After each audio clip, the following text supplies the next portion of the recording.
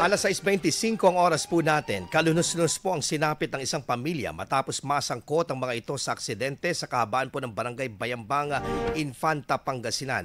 Ayon po sa inisyal na investigasyon ng otoridad, sakay ng isang kulong-kulong ang pamilya, ang tatay, kasama ang asawa nito at dalawa nilang anak habang binabagtas ng nasabing kakalsadahan ng aksidente umano nitong masagi ang sanga ng puno sa gilid ng kalsada.